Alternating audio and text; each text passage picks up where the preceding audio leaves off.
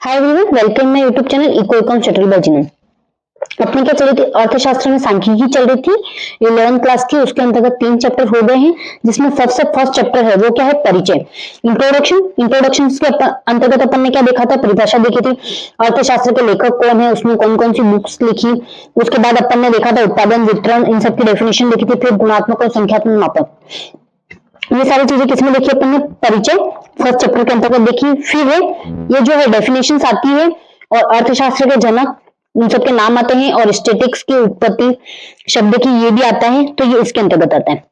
फिर अपने ये देखा आंकड़ों का संग्रहण, कलेक्शन ऑफ डाटा, आंकड़ों का संग्रहण किस तरीके से किया जाता है, इसमें प्राथमिक आंकड़े, द्वितीयक आंकड़े, फिर किस किस तरीके से आंकड़े अपन एकत्रित करेंगे, वो सारा लिखा हुआ था, बताया था। फिर जो था अभी लेटेस्ट खत्म हुआ अपना आंकड़ों का संगठन और इश्यूज ऑफ डाटा। इसके अंतर्गत अपन ने देखा बारंबारता सारणी देके रखी है, तो उसको किस तरीके से डिफरेंट करेंगे। अपरिष्कृत आंकड़े ऐसे आंकड़े होते हैं जो बांटे नहीं गए, जैसे प्राप्त किए गए हैं वैसे के वैसे रख दिए गए, उन्हें फिर व्यवस्थित करने के लिए बारंबारता बनाई जाती है, सारणियां बनाई जाती है, किस तरीके से बांटा जाता है। उच्चतम मान के लिए क्या होता है, निम्नतम मान के लिए क्या होता है। उसके अंदर अगर मध्य का अनुपात निकालना हो, मध्य का जो निकालना हो, मध्य वर्ग निकालना हो, तो उसके लिए क्या फॉर्मूला है, उच्च माइनस निम्न बटा 2, उच्च प्लस निम्न बटा 2 था फॉर्मूला, सॉरी गलत बोल दिया मैंने। तो ये सारी चीजें अपन ने देखी थी। अब जो है आंकड़ों का प्रस्तुतिकरण, प्रेजेंटेशन ऑफ डाटा, अगर ये पढ़ लेते हैं तो अपने कितने अंक आ जाते हैं, 15 नंबर।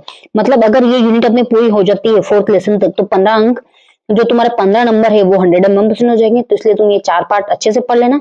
और अपना आज का टॉपिक क्या है, लेसन कौन सा है, चौथा, आंकड़ों का प्रस्तुतिकरण। आंकड़ों के प्रस्तुतिकरण के अंतर्गत क्या है, आंकड़ों के प्रस्तुतिकरण में सबसे पहले इंपॉर्टेंट चीजें क्या है कि अपन को इसके अंतर्गत क्या क्या टॉपिक्स पढ़ने, वो चेक कर लेते हैं। सबसे पहले क्या पढ़ना है, परिचय पढ़ना है, यहाँ पर लिख रखा देख लो, ये टॉपिक्स नोट कर लेना।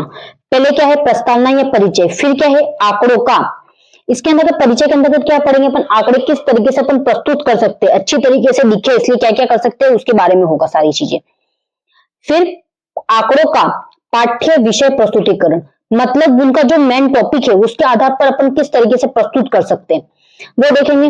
जिस तरह से कबाड़ी वाला है, तो कबाड़ी वाला अपने आंकड़े किस तरीके से प्रस्तुत करेगा ताकि सामने वाले को अच्छे से दिखे, अच्छे से मिल जाए, तो वो इस तरीके से आंकड़े देखेंगे। पाठ्य और विषय देखेंगे, पहले जनसंख्या है तो जनसंख्या किस देश की है, क्या है, वो सबका एक प्रस्तुतिकरण होना चाहिए, एक विषय होना चाहिए। एक जनसंख्या, तो जनसंख्या के बारे में ही बात की जाएगी, वहां पे कबाड़ी वाले का सामान नहीं डाला जाएगा, तो ये चीजें तुम ध्यान रखना। फिर आंकड़ों का सारणीबद्ध प्रस्तुतिकरण। सारणीबद्ध प्रस्तुतिकरण का मतलब ये है कि एक ही सारणी के अंतर्गत सारी चीजें बताना, वो किस तरीके से बताएंगे वो अपन आगे देखेंगे। फिर है आंकड़ों का सारणीयन तथा सारणीयन के अंग, मतलब इसमें सारणीकरण तो करना ही है अपन को, साथ में क्या है उसके अंग, कौन कौन से अंग होते हैं वो भी अपन को देखने हैं। फिर है आंकड़ों का आरेखीय प्रस्तुतिकरण, मतलब चित्र बनाकर अपन किस तरीके से प्रस्तुत कर सकते हैं, जैसे तुम लोगों ने ग्राफ देखे हैं, तो वो सब अपन इसके अंतर्गत पढ़ेंगे। तो सबसे पहले है पाठ परिचय, क्या है, प्रस्तावना, प्रस्तावना के अंतर्गत परिचय है। तो सबसे पहले अपन को क्या देखना है, परिचय। परिचय के अंतर्गत यही आंकड़े, आंकड़े अपन को प्राप्त तो हो गए, बट उसको किस तरीके से सेटल तरीके से जमाना है वो देखना पड़ेगा अपन को। बिना देखे तो अपरिष्कृत आंकड़े बोल दे तुम्हें, तुम्हारे पास सारे आंकड़े हैं अपरिष्कृत रूप में है, तो तुम उसको प्रस्तुत कर पाओगे, सही से नहीं कर पाओगे। अपरिष्कृत आंकड़े कैसे होते हैं, जैसे 2, 3, 4, 1, 3, 5, 10, 9, ऐसे, मतलब पूरे आंकड़े क्या है, अव्यवस्थित है, सही तरीके से है ही नहीं, तो उनको अपरिष्कृत आंकड़े बोलते हैं। अगर इनको सही से जमाया नहीं गया तो वो आंकड़े किस तरीके से अपन को पता चलेगा कि इसका प्रस्तुतिकरण सही से हुआ है कि नहीं हुआ। तो पहले सबसे पहले वो भी देखने पड़ेंगे, आंकड़े किस तरीके से, आंकड़ों का संग्रहण किस तरीके से किया जाए वो भी देखना है अपन को। ये जो आंकड़े किए गए हैं कहाँ से किए गए, जनसंख्या से किए गए हैं, स्कूल से किए गए हैं कि कहाँ से किए गए, पहले वो चेक करो। फिर वो जो संग्रहण किया गया उसके आधार पर किस तरीके से बांटना है वो देखना। फिर है आंकड़ों का संगठन। आंकड़ों का संगठन क्या, इसमें देखो पूरा का पूरा संगठन आना चाहिए, मतलब एक क्लास में सबसे ज्यादा अंक ला रहे हैं तो कितने बच्चे ला रहे हैं, तो वो कितने परसेंट है, तो पूरा का पूरा उनका संगठन, प्रस्तुतिकरण उनको ऐसी तरीके से अच्छी तरीके से प्रस्तुत करना चाहिए कि वो आंकड़े सामने वाला देखे तो यूं लगे कि उसको हाँ आंकड़े सच में बना है, उस पर काम किया गया है और हमें बहुत अच्छे से समझ में आ रहा है। तो ये चीजें सबसे ज्यादा इंपॉर्टेंट होती है। तो एक बार स्क्रीनशॉट ले लो, फिर अपन पढ़ना शुरू करते हैं इसके बारे में। अपना जो चैप्टर है उसकी तरफ चलते हैं, आंकड़ों का प्रस्तुतिकरण। उसके अंतर्गत अपन को क्या देखना है, सबसे पहले प्रस्तावना या परिचय। सबसे पहला पॉइंट है इसमें पिछले अध्याय में आप पढ़ चुके हैं। पिछले अध्याय में अपन ने क्या पढ़े, आंकड़े कैसे होते हैं वो देखे, आंकड़ों को कैसे संग्रहित और व्यवस्थित किया जाए, मतलब कैसे बांटा जाए, अपन ने वो देख लिया। अपरिष्कृत आंकड़े प्राप्त हुए थे, फिर उनको व्यवस्थित किया उन्होंने, अपन को बारंबारता के तौर पर जमाया, वो सब अपन ने पढ़ लिया इसके अंतर्गत। फिर है सामान्यतः आंकड़ों का प्रस्तुतिकरण अधिक होता है जिन्हें सुसंबद्ध एवं प्रस्तुति योग्य रखने की आवश्यकता होती है। मतलब क्या है, आंकड़े के जो परिणाम है तभी अपन को सही से अधिक उपयोगी हो सकते हैं, अधिक अच्छे हो सकते हैं जब उन आंकड़ों को अपन ने सही से रखा हो। अगर आंकड़े सही से नहीं रखे हुए होंगे तो वो कौन से कहलाते हैं, एक तो अपरिष्कृत आंकड़े कहलाते हैं। इसका एग्जांपल एक तौर पे समझा देती हूँ मैं। अपन को जैसे आंकड़े मिल गए 3 4 5 3 1 3 6 6 4 8 2 4 2 4 9, ऐसे बहुत सारे अलग अलग आंकड़े मिल गए। बट अगर मैंने इसको सूचीबद्ध सही तरीके से जमाया होता तो वो आंकड़े मेरे लिए यूजफुल होते। बट ये अभी तो ना तो यूजफुल है ना कुछ नहीं। अगर ऐसे ही आंकड़े मुझे बहुत सारे मिल जाए और मैंने ये बोला कि सेम आंकड़े एक जैसे कितने हैं सबसे ज्यादा, वाले बताओ, जैसे ये 31 फिर 42, फिर वापस से 31 32, तो मैंने यहाँ पे बोला 31 कितनी बार आया, यूं पूछ लू मैं तो तुम कितनी बार बताओगे, यहाँ पर 4 बार, सबसे ज्यादा यही है जरूरी। उसके बाद मैंने कुछ और भी तो आ सकता है। तो अगर तुम्हारे ये आंकड़े व्यवस्थित हुए, कैसे, पहले तो इन आंकड़ों को सबसे छोटे से बड़े क्रम की ओर जमा लो। सबसे छोटा क्या है यहाँ पर 51, एक 31। फिर यहाँ पर अभी अपन उस तरीके से नहीं बना सकते जैसे अपन पहले बनाते थे ना, क्या करते थे, बारंबार बनाते थे, तब वर्ग बनाते थे पहले, 0 से 10, 10 से 20, 20 से 30 ऐसे बनाते थे। तो यहाँ पर तो अपन अगर 30 से बनाए तो भी चलेगा, 30 से 40, 40 से 41, सॉरी 40 से 50, 50 से 60, इस तरीके से बनाए तो भी चलेगा। रीजन क्या है, यहाँ पर चालू ही कहां से हो रहे, 31 से हो रहे। बट एक चीज और ध्यान रखो, तुम्हारे यहाँ पर देखो 300 से 400 तक जा रहा है, तो तुम ये बहुत ज्यादा नहीं कर सकते। क्यों, अधिकतम वर्गों की संख्या कितनी होनी चाहिए, 15 होनी चाहिए, ये तुम लोग पहले ही पढ़ चुके हैं। और न्यूनतम कितने हो सकते हैं, 6 हो सकते हैं। तो इसलिए अपन को इस तरीके से व्यवस्थित करना होगा इसको कि सही से कर सके। अपन 50-50 का गैप रखेंगे तो हो जाएगा। 50 100, 100 से 150, 150 से 200, 200 से 250 और 250 से 300, 300 से 450, सॉरी 350, और 350 से 400, 450 से 500, इसके बीच आ रहे हैं तो अभी ये हो जाएगा। समझ में आया? तो इसलिए अपन को आंकड़े जब भी प्रस्तुत किए जाए तो उनको सही तरीके से प्रस्तुत करना, प्रस्तुति योग्य रखने की आवश्यकता होती है। क्या होता है, अपन को उसको प्रस्तुति लायक बनाने की क्या होती है, आवश्यकता होती है। ये देखना है अपन को इसमें। इस अध्याय में आंकड़ों के प्रस्तुतिकरण की जानकारी दी जाएगी ताकि संग्रहण किए गए वृहद आंकड़ों को आसानी से समझकर उसका उपयोग कर सके। यहाँ पर क्या है, वृहद तौर पर अपन ने पहले एक अपरिष्कृत आंकड़ों का लिया था, सारणी ली थी, उसमें बहुत सारे आंकड़े थे बट वो व्यवस्थित नहीं थे, तो उनको संग्रहण तो कर लिया था अपन ने वृहद तौर पर, बट उन आंकड़ों को क्या किया था, जमाया नहीं था अपन ने। नहीं जमा तो अपन को उसको कैसे जमाते वो देख लिया, बट आसानी से समझकर उसका प्रयोग किस तरीके से किया जाए अपन ने ये तो देख लिया। सारणी कैसे बनाई जाती है, बारंबारता कैसे बनाई जाती है, ये सारी चीजें तो अपन ने चेक कर ली, सीख भी गए। बट ये भी तो होना चाहिए उसको यूज का करना है। अगर तुम लोगों को पता ही नहीं उसको यूज कैसे करना है तो सारणी का कोई यूज रहेगा। जैसे मैंने अभी ये किया, मुझे पता था कभी ये इस तरीके से करना है तब मैंने किया, नहीं तो मैं तो ये वाला करती तो ये राइट होता है क्या, ये तो रॉन्ग हो जाता, ये करती तो भी रॉन्ग हो जाता। बट राइट क्या है, ये वाला है। तो अपन को उस सारणी में ये जो अंक अपने पास अवेलेबल है तो उसको किस तरीके से सही से प्रस्तुत किया जाए ताकि वो आसानी से समझे भी जाए और वो यूजफुल भी हो और सही तरीके से बन जाए। ये चीज सबसे ज्यादा इंपॉर्टेंट रखती है कि अपन को ये सारी चीजें भी ध्यान रखनी। फिर है नेक्स्ट पॉइंट, फर्स्ट पॉइंट यहां से लेके यहां तक था, सेकंड पॉइंट यहां से, थर्ड पॉइंट यहां से। अब अगला, आंकड़े 3 प्रकार से प्रस्तुत किए जा सकते हैं। कितने प्रकार से, 3 प्रकार से। कौन कौन से आंकड़े, एक तो पाठ्य विषय या वर्णनात्मक प्रस्तुतिकरण। पाठ्य विषय मतलब मैंने टॉपिक दे रखा होगा उसके आधार पर उनको प्रस्तुत करना। सारणीबद्ध प्रस्तुतिकरण, सारणी बना के प्रस्तुत करनी है। सारणी किस तरीके से बटनी मैं तुम लोगों को आगे बताएंगे अपन। आरेखीय प्रस्तुतिकरण, चित्र बना के प्रस्तुत करना। सारणी किस तरीके से होगी, सारणी इस तरीके से होगी। सारणीबद्ध में मतलब यहाँ पर वर्ग अंतराल आ गया, यहाँ पे वर्ग अंतराल, यहाँ पर जो बारंबारता देके रखी होगी बारंबारता लिखेंगे, फ्रीक्वेंसी यहाँ पे 2, 3, 4, 10 जो भी होगी वो लिखेंगे। उसके बाद यहाँ पर वर्ग, मध्य वर्ग जो भी होगा वो लिखना पड़ेगा। उसके बाद ज्यादा वाला है तो वो लिखना पड़ेगा, उसमें जो जो पूछा गया होगा उसके हिसाब से बनाना पड़ेगा। और अगला क्या है, आरेखीय प्रस्तुतिकरण। आरेखीय प्रस्तुतिकरण के अंतर्गत इसी तरीके से ग्राफ बना दिए जाएंगे। फिर बताया जाएगा जो तुम लोगों ने जनसंख्या बताई है। अब ये मैंने क्या आ रहा है, मैंने यहाँ पर लिखा 50 से 100 के बीच कहां तक आ रहा है, कितने अंक आ रहे हैं, 8 अंक आ रहे, तो यहाँ पर उसके ऊपर जा रहे तो यहाँ से यहाँ तक, उसके ऊपर जा रहे तो यहाँ से यहाँ तक। अपन को ये सारा चीजें ध्यान रख के फीड करनी है, ऐसे तरीके से ग्रुप बनाना है। फिर सबसे कम यहाँ पर, फिर सबसे कम यहाँ पर। अब मैंने चित्र बना दिया, मैंने चित्र देखते ही समझ में आ गया कि यहाँ पर 300, यहाँ पे 400 है तो सबसे ज्यादा यहाँ पर है, तो 400 यहाँ पर, 400 वाले में किसमें सबसे ज्यादा है, तो यहाँ पर सबसे ज्यादा है। यहाँ पर 8 होंगे, 10 होंगे, तो अपन को पता चल जाएगा ये। तो ये चीज ध्यान रखने के लिए होती है। आगे किस तरीके से आंकड़े और प्रस्तुत करने वो भी अपन देखेंगे, किस तरीके से ये पूरा बनाना है। फिर है, एक बार स्क्रीनशॉट ले लेना इसमें जो जो पॉइंट है, first point, second point, third point और फोर्थ पॉइंट। फोर्थ पॉइंट में तीनों टाइप से, 3 प्रकार से प्रस्तुत करते हैं। तो वो फिर है आंकड़ों का पाठ विषय का प्रस्तुतिकरण। मतलब क्या है, सबसे पहला आंकड़ों को पाठ विषय के में प्रस्तुतिकरण करना।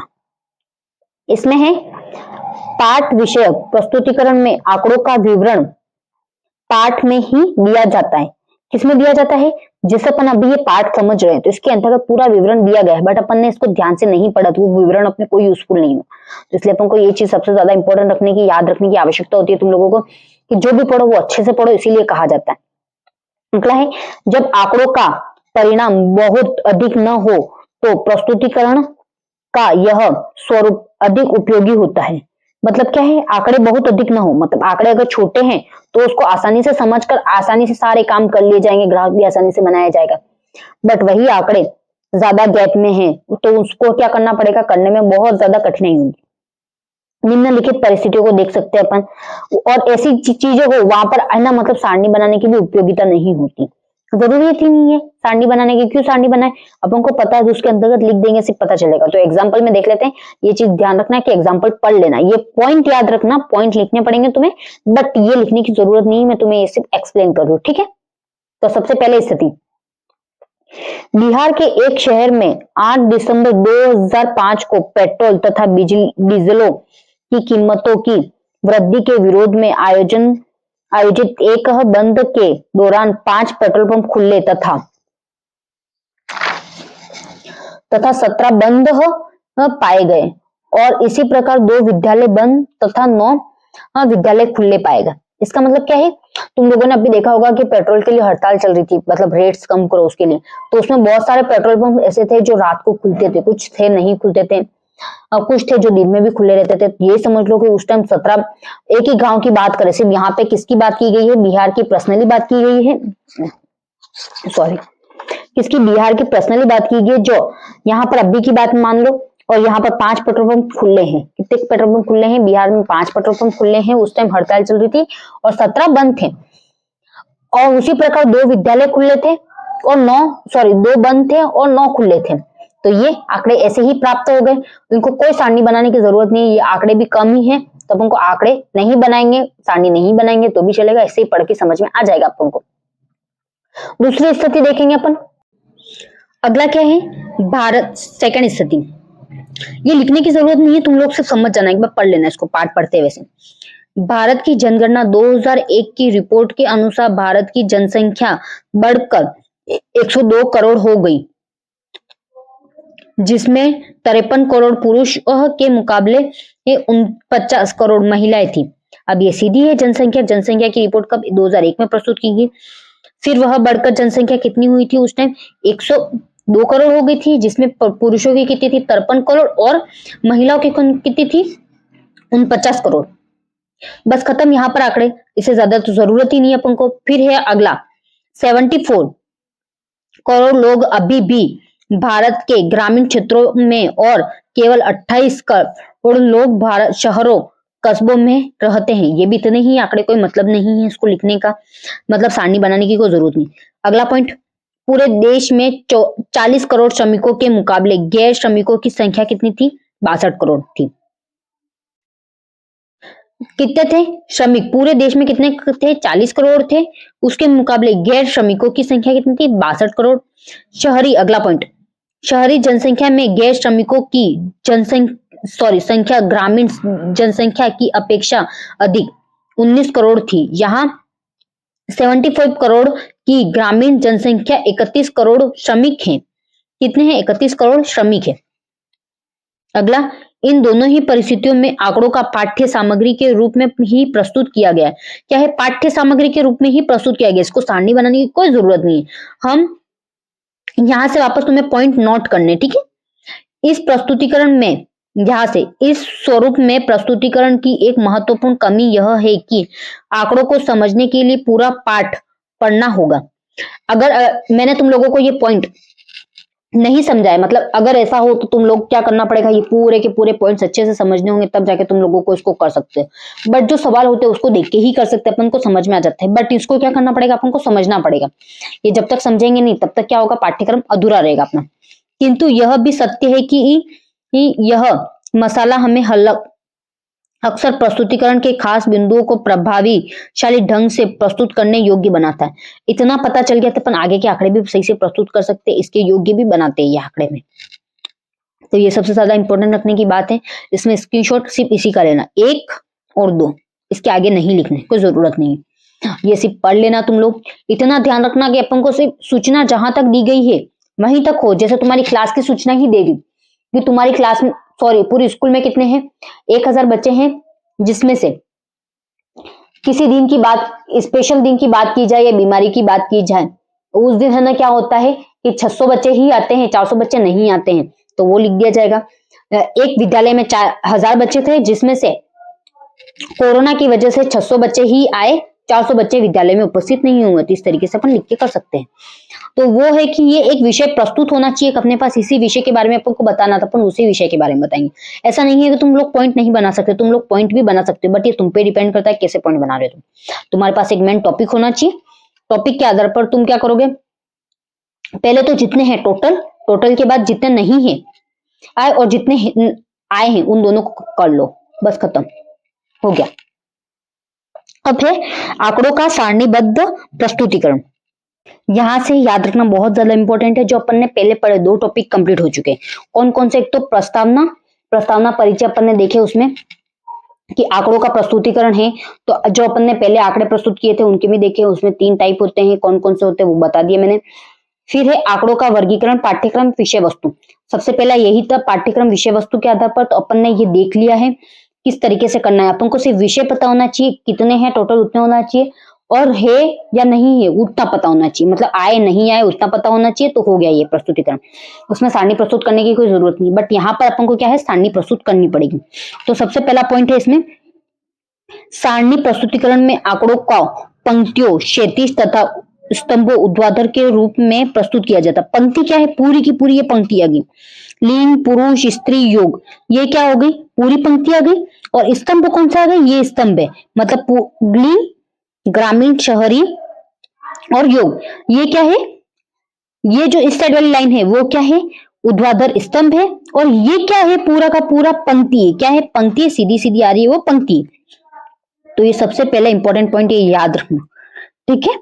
अपन को जब वो भी करना होगा, आरेख बनाने होंगे, तब भी ये चीज ध्यान रखनी होगी तुम लोगों को। उदाहरण के लिए नीचे दी गई सारणी 4.1 को देखिए, जिसमें साक्षरता दर के बारे में जानकारी दी गई है। किसके बारे में जानकारी दी गई है यहाँ पे, लिंग एवं स्थान के अनुसार भारत में साक्षरता। किसके अनुसार, भारत में साक्षरता लिंग एवं स्थान के आधार पर है, ठीक है। सबसे पहला पॉइंट है इसमें 3 पंक्तियां, पुरुष, स्त्री तथा योग, और 3 स्तंभ दिए गए हैं, शहरी, ग्रामीण एवं योग। कितनी है पंक्तियां, 3 है। कौन कौन से देखो, लिंग में क्या है, पुरुष, स्त्री, योग, और फिर इसके अंतर्गत क्या है, 3 पंक्तियां दी हुई, मतलब 3 स्तंभ। ग्रामीण शहरी योग दिया हुआ, क्या दिया गया लिंग में? ग्रामीण शहरी योग दिया हुआ।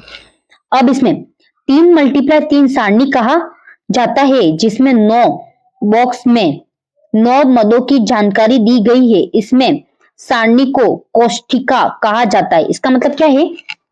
3 × 3, 3 × 3 का मतलब क्या है? यहाँ पे 1 2 3, 3 × 3 मतलब 1 2 3, 1 2 3 मल्टीप्लाई 1 2 3। एक तो इस तरफ वाले को लिया है और एक इस तरफ वालों को लिया, 1 2 3, इन तीनों को लिया, इन तीनों को मल्टीप्लाई किया, तब जाके अपन को पता चला ये 9 है।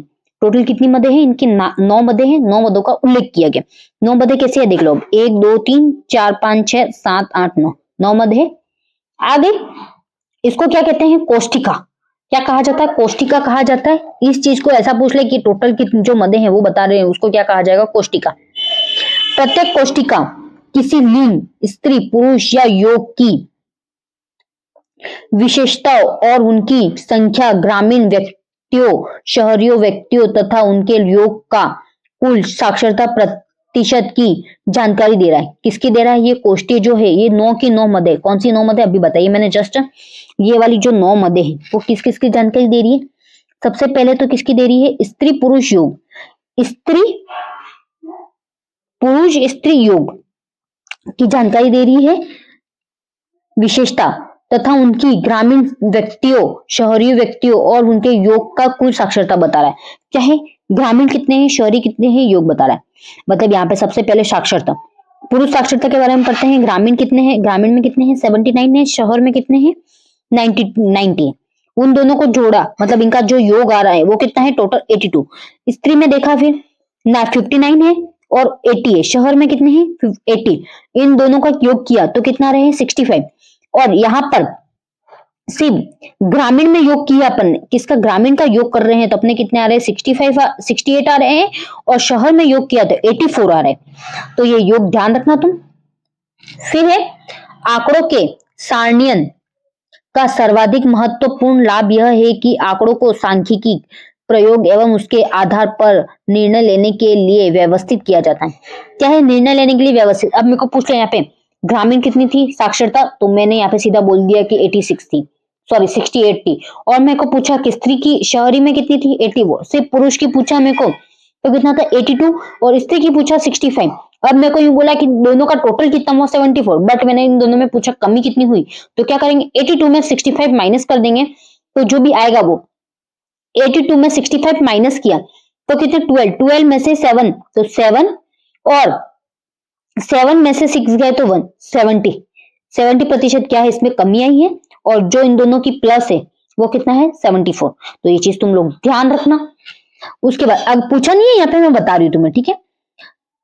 सारणियन में प्रस्तुत वर्गीकरण को 4 भागों में बांटा गया है। एक तो गुणात्मक, मात्रात्मक, कालिक और स्थानिक। तो सबसे पहले तुम लोग इसको पॉइंट में क्या कर लो? स्क्रीनशॉट ले लो। फर्स्ट सेकंड ये उदाहरण है तो उदाहरण को ध्यान से पढ़ने के लिए स्क्रीनशॉट ले लेना। फिर यहां से यहां तक, यहां से यहां तक, यहां से यहां तक, यहां से यहां तक और यहां से यहां तक। अब यहां पे देखो क्या है? गुणात्मक। गुणात्मक में क्या है? उसके गुणों के बारे में बताया जाएगा कि ये है या नहीं है, उसके बारे में सिर्फ स्थिति, सामाजिक स्थिति अच्छी है खराब है, उसके गुणों के बारे में बताया जाएगा। अगर कमी है तो कमी के बारे में बताया जाएगा। उसके बाद मात्रात्मक में क्या होता है? संख्या के तौर पर चीजें बताई जाती है। कालिक मतलब समय, स्थानिक मतलब स्थान के बारे में बताया जाएगा। किसके बारे में बताया जाएगा? स्थान। तो सबसे पहले अपन किसमें? गुणात्मक। गुणात्मक वर्गीकरण के बारे में पढ़ते हैं। जब वर्गीकरण गुणात्मक विशिष्टताओं के आधार पर किया जाता है। अब यहां से जब वर्गीकरण गुणात्मक विशिष्टताओं के साथ किया जाता है। गुणात्मक विशिष्टताओं मतलब इसमें क्या होता है? जैसे सामाजिक स्थिति, भौतिक स्थिति, राष्ट्रीयता इत्यादि को गुणात्मक वर्गीकरण में कहा जाता है। गुणात्मक वर्गीकरण कहा जाता है। उदाहरण के लिए सारणी 1.4 में विशिष्ट लिंग एवं स्थान के आधार पर जो स्वभाव का गुणांक है। स्वभाव क्या है? स्त्री पुरुष।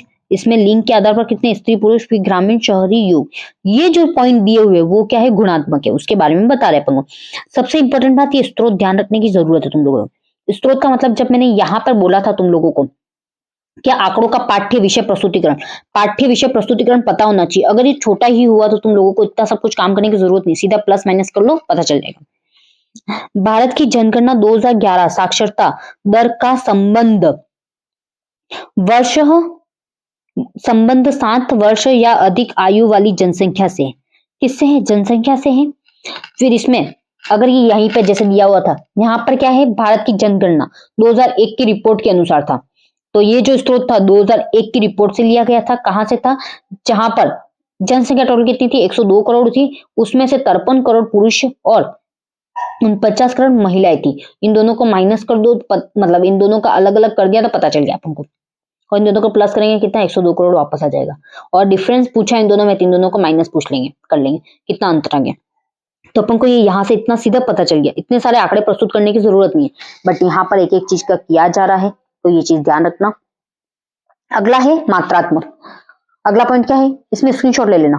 फर्स्ट पॉइंट का ही ले लेना, सेकंड पॉइंट का लेने की जरूरत ही नहीं है, ठीक है। फर्स्ट पॉइंट, मात्रात्मक वर्गीकरण। मात्रात्मक वर्गीकरण में आंकड़ों का वर्गीकरण उन विशिष्टताओं के आधार पर किया जाता है जो स्वाभाविक रूप से मात्रात्मक होती है।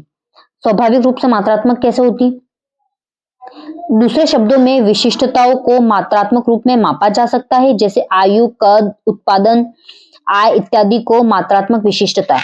क्या है? ये सब जो गणित में अंक दिए गए वो क्या है? मात्रात्मक विशेषता, उसको इसमें मापा जा सकता है।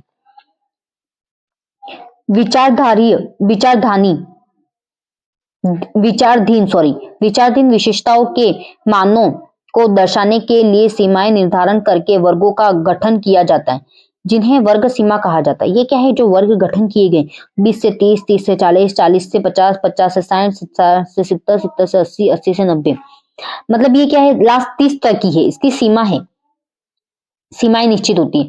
मात्रात्मक वर्गीकरण का एक उदाहरण 4.2 में दिया गया है। सारणी में छूटे हुए अंकों को की गणना करें। मतलब यहाँ पर क्या है? देखो 20 से 30, 30 से 40, 40 से 50, 50 से 60, 60 से 70, 70 से 80, 80 से 90 ये प्रस्तुत किए गए हैं अपन को। क्या है? ये वर्ग समूह है, जिसमें यहाँ पर क्या है? उत्तरदाताओं की संख्या कितनी? 20 से 30 के अंतर्गत कितनी आ रही है? 2 आ रही, 3 आ रही है। 30 से 40 के अंतर्गत 61 आ रही है। 40 से 50 के अंतर्गत 132 आ रही है। 50 से 60 के अंतर्गत 153 आ रही है। 60 से 70 के बीच 140 आ रही है। 70 से 80 के बीच 51 आ रही है। और 80 से 90 के बीच 2 आ रही है। अब ये 55 कहां से आए? ये 11.22, 25, फिर यहाँ पर क्या है? 24.35, 28.24, इसको 24 नहीं पढ़ते, 24 पढ़ते, पर मैं 24 ही पढ़ रही हूँ, ठीक है। यूं मत बोलना कि मैं ये गलत पढ़ रहा।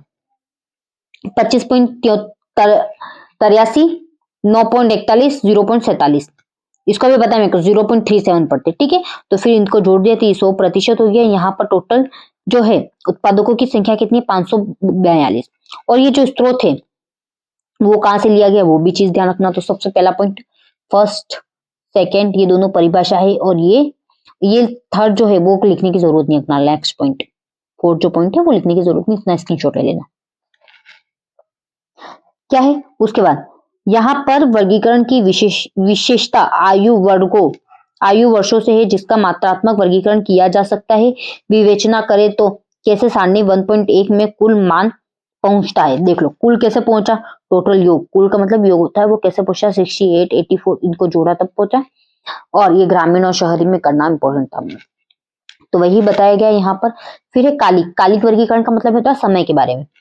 इस वर्गीकरण का आधार समय होता है। क्या होता है? कालिक वर्गीकरण का समय होता है, तथा आंकड़ों को समय के अनुसार वर्गीकृत किया जाता है।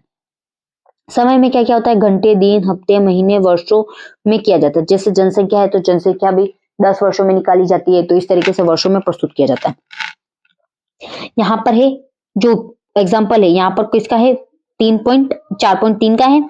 एक चाय की दुकान की 1995 से 2000 तक की वार्षिक बिक्री का विवरण कैसे है? देखो 95, 96, 97, 98, 99, 100, 5 सालों की बिक्री। 79.2, 3.81.3, 82.4, 80.5, 100.2, 91.2, तो ये क्या है, समय के आधार पर सिर्फ प्रस्तुत किए गए, कितनी आए कैसे, जो समय के आधार पर नॉर्मल इस तरीके से वर्षों में लिखकर प्रस्तुत किया जाए तो वो कौन सा कहलाता है, कालिक वर्गीकरण। मात्रात्मक तौर पर इस तरीके से प्रस्तुत किया जाए तो वो कौन सा, मात्रात्मक। और सिर्फ गुण के आधार पर, मतलब उसमें बताया जाए कि स्त्री पुरुष, स्थान, भौतिक स्थिति, राष्ट्रीयता, उन सब के बारे में बताया जाए तो वो क्या है, गुणात्मक। अगला है स्थानिक वर्गीकरण। स्थानिक वर्गीकरण के अंतर्गत क्या है, जब कोई वर्गीकरण एक प्रकार से किया जाए कि वर्गीकरण का आधार स्थान हो तो उसे स्थानिक वर्गीकरण कहा जाता है। मतलब सिर्फ भारत की तो भारत, तो स्थान कौन सा, क्या भारत।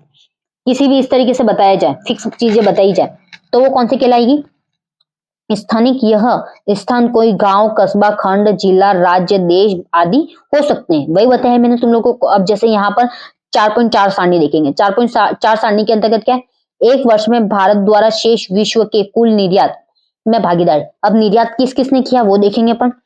सबसे पहले है गंतव्य स्थान, यूएसए, जर्मनी, यूरोपीय संघ के देश, यूके, जापान, रूस, चीन, पश्चिमी एशिया, शेष एशिया, अन्य देशों से। अब यहाँ पे यूएसए से कितना किया गया निर्यात में भागीदारी, 12.5, जर्मनी से 2.4, यूरोपीय संघ के देशों से 10.9, यूके से 3.1, जापान से 2.2, रूस से 0.7, चीन से 4.7, पश्चिमी एशिया से 15.3, शेष एशिया से 29.4 और अन्य देशों से 18.4। तो इनको टोटल कितना हो गया, 100% पूरे वर्ष की बताई गई है कि इसमें कितना हुआ कितना नहीं हुआ। तो अब तुम लोगों ने बहुत अच्छे से समझ लिया होगा। जो अपन ने अभी पढ़े वो क्या है, आंकड़ों का जो क्रमबद्ध सारणीबद्ध प्रस्तुतिकरण है उसके अंतर्गत अपन को 4 टाइप थे। गुणात्मक में सिर्फ भौतिक स्थान, उसके बारे में कुछ चीजें हैं जैसे लिंग, स्त्री, इसके बारे में बताना हो तो वो क्या हो गया, गुणात्मक, उसकी अच्छाई बुराई बताकर। मात्रात्मक के अंतर्गत क्या है, अंक के तौर पर प्रस्तुत किया जाता है। कालिक में समय के आधार पर, स्थान के आधार पर प्रस्तुत किया जाता है। तो ये तुम लोगों ने पढ़ लिया होगा, सारे पॉइंट्स मैं बता चुकी, तुम लोगों ने स्क्रीनशॉट लास्ट वाले के बाकी रह गया, ये देख लो, और इस साइड बाकी रह गया ना एक।